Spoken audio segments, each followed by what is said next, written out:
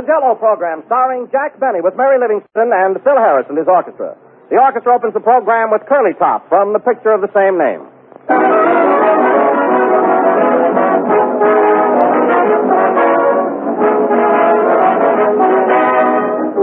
First impressions can be mighty important, of course, but as a rule, last impressions are even more important. And the last impression of a meal depends largely upon the dessert. That's why it's such a good idea to serve Jello and be sure of a happy ending. Jello is lovely to look at, for one thing. Its bright, glowing color is wonderfully appealing. But that's only a first impression. Your final impression of Jello comes after you've tasted it. And from then on, you'll never forget its rich, delicious flavor. The flavor of fresh, ripe fruit skillfully blended. But remember, Jello, and only Jello, brings you that extra rich fruit flavor. So, whenever you want a good-looking, swell-tasting, inexpensive dessert, get Jello. Get the real thing. Insist on genuine Jello.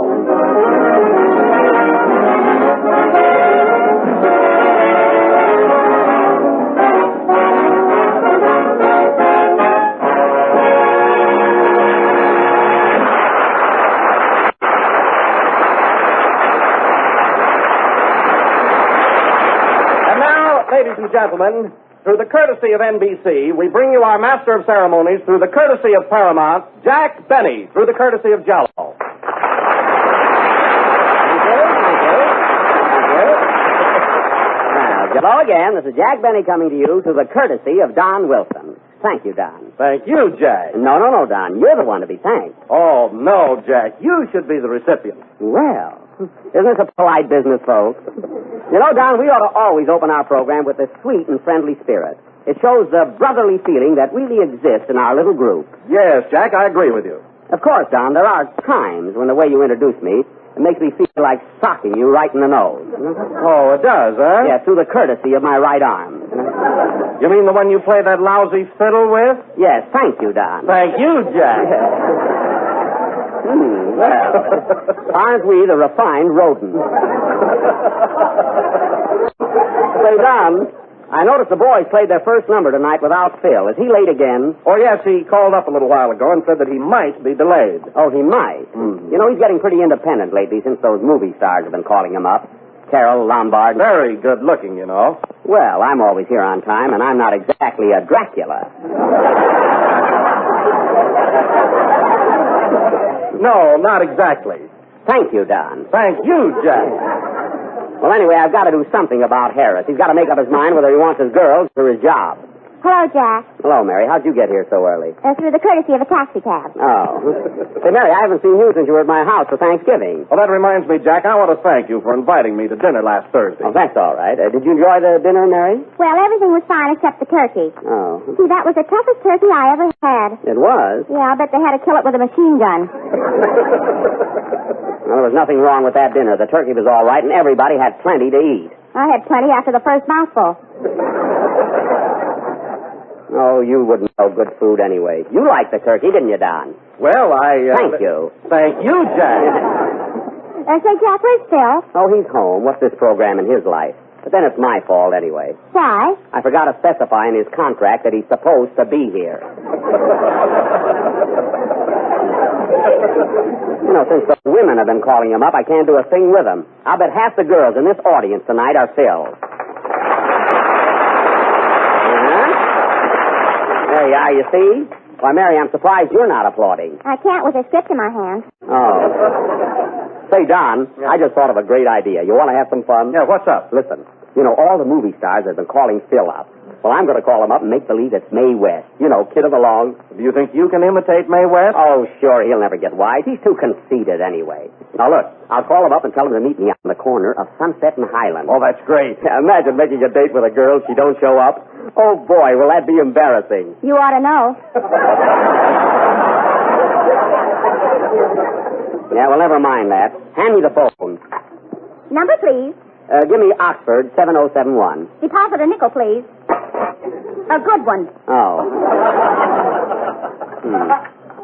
If I had known this was going to run into money, I'd never have started it. Now, quiet, everybody. This is going to be good. Hello? Hello. Is this Mr. Harris? Why, yes. Hiya, big boy. How am I doing? Who is this? This is Mae West. Come up and see me sometime. Who? Don't you recognize the voice? I must be losing my grip. Well, this is a surprise. Well, how would you like to meet me sometime? We'll go out and peel a grape.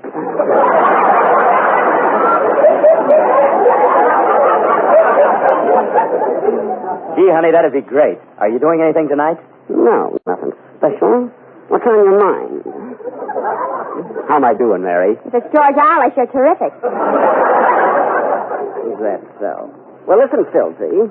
How about meeting me tonight at 10 o'clock on the corner of Sunset and Highland? Okay, I'll be right there. Now, don't forget. I won't. So long, Phil. Goodbye, Jack.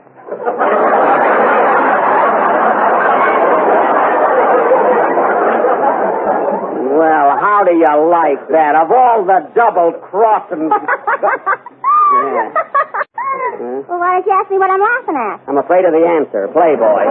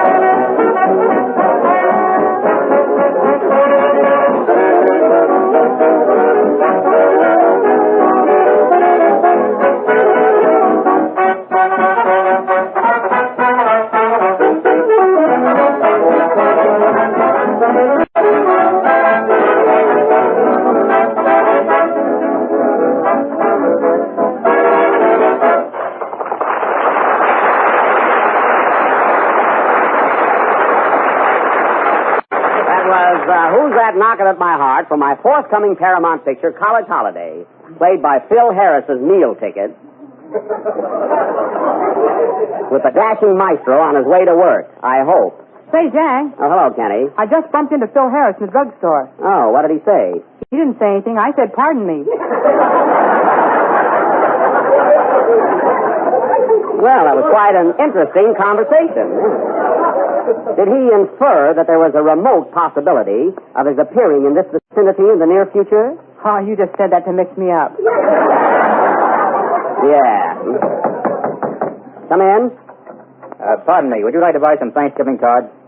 Thanksgiving cards? Well, Thanksgiving is over. Oh, then how about some hash? No, thank you. Thank you, Miss West. Wise guy. Oh, Jack, I almost forgot. I want to thank you for inviting me to your Thanksgiving dinner. You're welcome, Kenny. How'd you like the turkey? Well, I got the wishbone. Oh, did you make a wish? Yeah, I wish there was some meat on it. Where do you keep your soda fountain, Phil? In the living room? Yes, you funny man.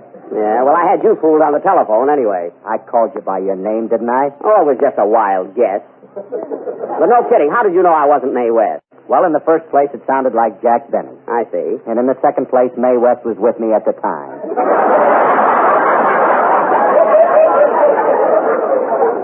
Oh, well, at first I thought my imitation was bad.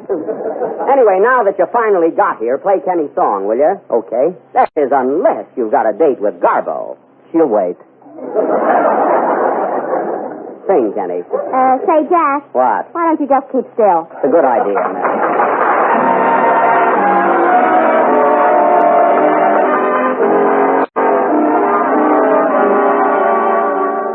Sweet music is the poetry of romance.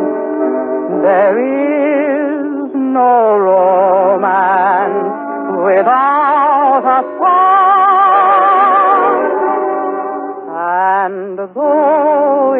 such a little thing to do, dear. I'll sing to you, dear, my whole life long. I'll sing you a thousand love songs, and still they'll seem so few.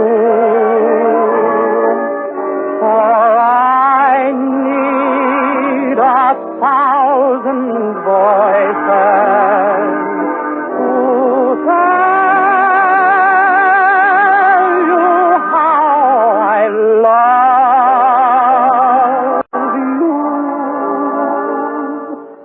I've only one heart to give you. One voice to listen to. So I'll bring 1,000 love songs, and I'll sing every one, dear, for you.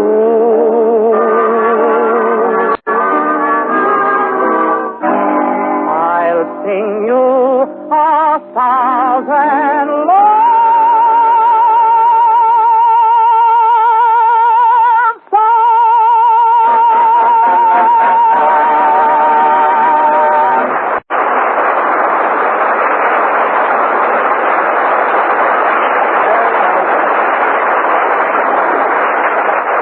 That was I'll Sing You 1,000 Love Songs from Cain and Mabel, sung by Kenny Baker, accompanied by Hollywood's heartthrob and his orchestra.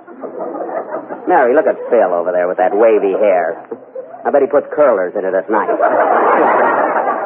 Say, Phil, where do you get your permanent? The same place you get your toothpaste. Well, that was some snappy retort. Who told you to say that, Carol Lombard? No, I thought of it myself. Oh, you did, huh? Yeah, you want to make something out of it? Well, say, Kenny. Don't change the subject. I said you want to make something out of it. Yes, he does. Quiet. Stay out of this. I'll handle this. Say, Kenny. Come in. That's your niece.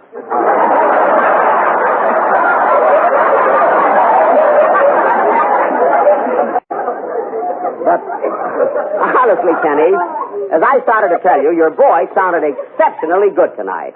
Really, it moved me deeply. Yeah? You want to make something out of it? What? I said, do you want to make something out of it? Yes, I do. Anytime and any place. Right now, if you wanna. Gee, Jack, I was only fooling. Oh, backing down, eh? Well, just be careful, that's all. See? And that goes for nearly everybody in this company.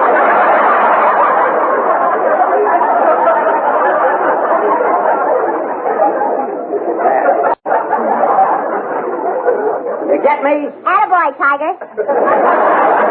Yeah, you said it.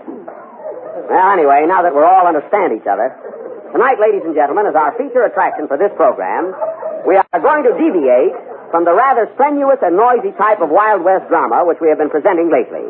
Tonight we will go from the ridiculous to the sublime by offering a refined, quiet little English drawing room play entitled Lady Windermere's Fan Dance. The locale is Worcestershire on the Sauce. The country seat of Lord and Lady... That's not my knees. Come in. Special delivery for Jack Benny.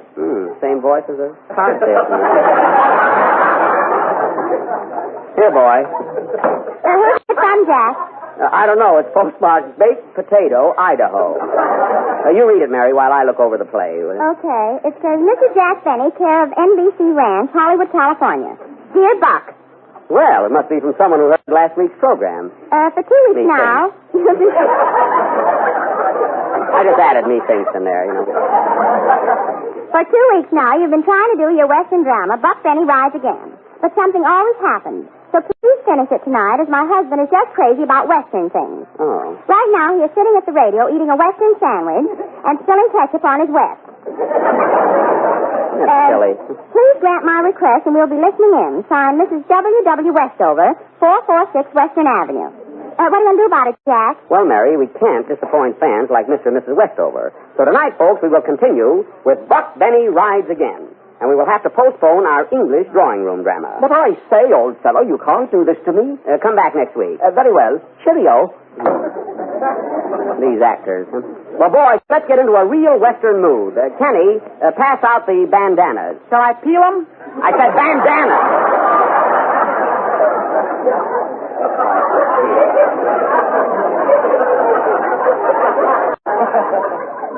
So now, ladies and gentlemen, Buck Benny will go on immediately after the next number. Hey, Jack, what part am I going to play? Oh, you, Adonis. You can play the part of Mary's father, same as last week. That is, if you're available. Of course, I don't want you to work too hard, so I'll just give you a small part. You always do. Well, you talk enough at the Palomar in your own program. Oh, boy, that was a humdinger. Yeah, shall I play now? You might as well. You'll never think of an answer to that one. Try to match wits with me, will you?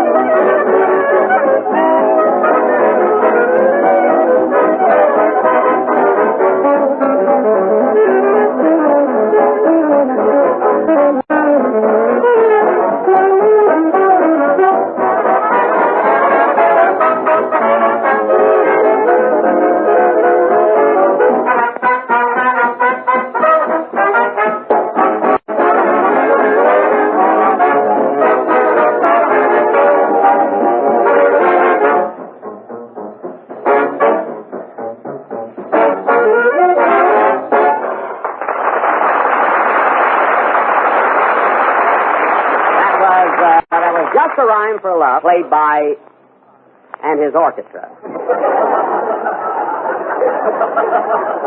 And now, folks, for the third time, we begin our Western drama, Buck Benny Rides Again, or 3 Weeks on a Horse. I will play the part of Sheriff Buck Benny, as tough an hombre as ever slapped an umbe in the ALJ. Just a two-fisted, quick-triggered marksman who shoots from the hip and never misses. May I demonstrate? Hey, boy, hold up that cornet. Ready?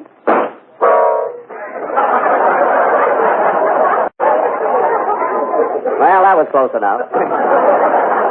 Oh, Jack. What? Can we come back in the room now? Yes. Kenny Baker will play the part of my horse called Pardner. Say something, Pardner. The locale of our little play is Texas, the Lone Star State. And I want to say right now that Texas is one of the finest states in the Union, even if it did only get 1 star. The opening scene is the ranch house of Frank Carson in sudden Death Valley. Curtain. Music.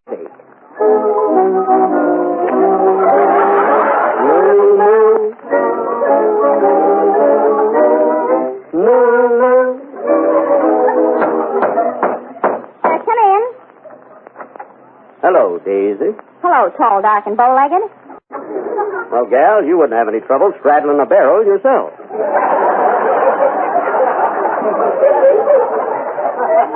Where's your pappy? Didn't you hear? They carried him home last night. Was he shot? Only 50%. Tell me, Daisy, how long has your pappy been drunk? I don't know. I'm only 22. He must have been born with a silver fizz in his mouth. Wake your pappy up. I got to talk to him. He'll be up soon. He's got the cocktail shaker set for 9 o'clock. Oh. Say, Daisy, before your pappy gets here, I want to ask you something that's been on my mind for a long time. What's that? Will you marry me? Well, thanks, Buck. I'd like to, but I can't leave my pappy. He's taken care of me ever since I was a yearling. I know that. So I can't never marry nobody while pappy's alive. That sure breaks me up. Can't nothing be done about it? Well, Buck, you might leave your gun here and ask me again tomorrow.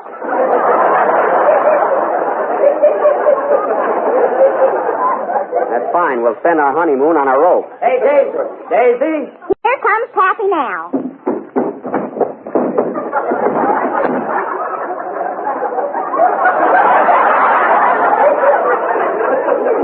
Yeah. Hello, Frank. Hello, Buck. Are you hurt? That was you that fell down the steps. It was. Ouch. Now, listen, Frank. I hear them rustlers stole some of your cows again last night. How many do you figure they got? I don't know. Well, look out of the window there and tell me how many head of cattle you got left. Can't tell you, Buck. They're facing the other way.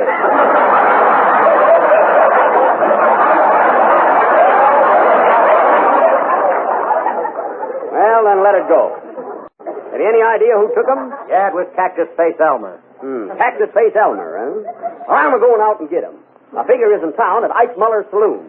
And that's where I'm a-heading. Are you sure he's at Ike Muller's? If he ain't, there goes the plot. Well, I'm a-going, and I ain't coming back till I get him. Be careful, Buck. He's a dangerous character. I like them that way. I'm going to shoot it out with that varmint. And if I don't come back, you know I've died with my boots on. Goodbye, Frank. So long, Daisy. I'm a-heading for Ike Muller's saloon. Buck Benny rides again. Steady, partner. Here you are. Come on, partner. Here it comes. Come on, partner. Faster, faster. I'm going as fast as I can. Scene 2. We now take you to Ike Muller's saloon, where we find Sheriff Buck Benny just arriving. Ho, ho. I'm going inside, partner. Are you going with me? No, Buck. If you want me, I'll be over by the watering trough. Okay, what time is it? 9:30. Thanks, Time Supply. That was a nifty. See you later.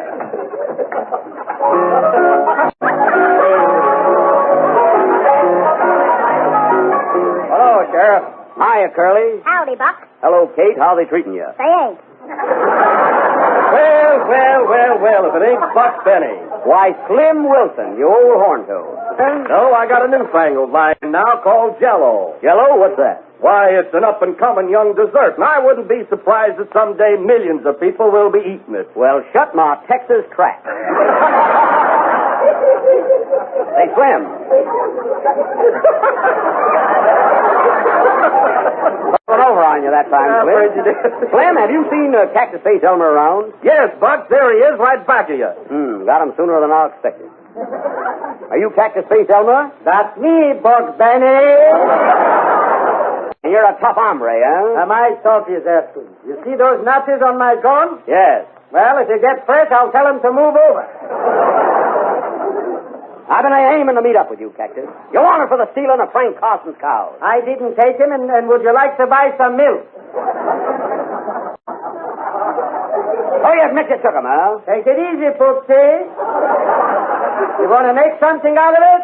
Now, listen here, Cactus. You got those cows, and I want to know where they are. You know, this country ain't healthy for cattle thieves. I never felt better in my life. Now, listen, Cactus Face, I came here to get you. And I'm going to bring you back dead or alive. Now, which way do you want to go? I think so. Come on with me. Look out, Buck. He's going to shoot.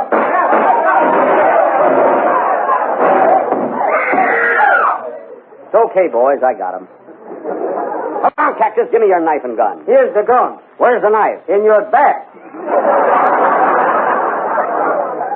I thought I fell a draft. Well, you've reached the end of your rope, Cactus Face. Come along, peaceable. Look out, Buck. There goes the light. There goes Cactus Face. Cactus Face, right again. I'll get him. Oh. This will be continued next Sunday night. Will Buck get Cactus Face? Will the lights be fixed? Will the cows be contented? That's enough, Don. Make them listen in. Play, Phil.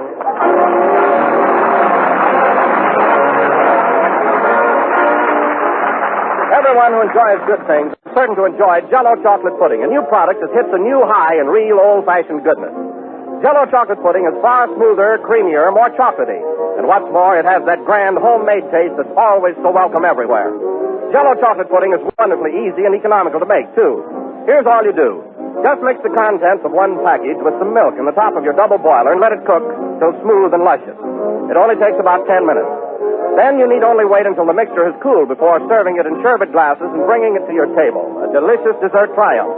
Jello chocolate pudding sells for the same low price as Jello, and one package will give you 6 servings. And that's certainly a lot of goodness for very little expense. So ask your grocer for Jello chocolate pudding in the morning. If he hasn't put it in stock yet, be sure he orders it for you. Remember the name, Jello chocolate pudding.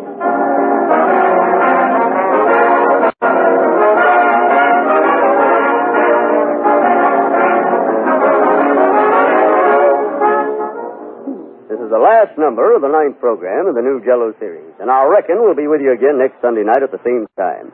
Come along, Daisy. I'll take you home on my horse. Oh, we both can't get on, can he? That's right. Good night.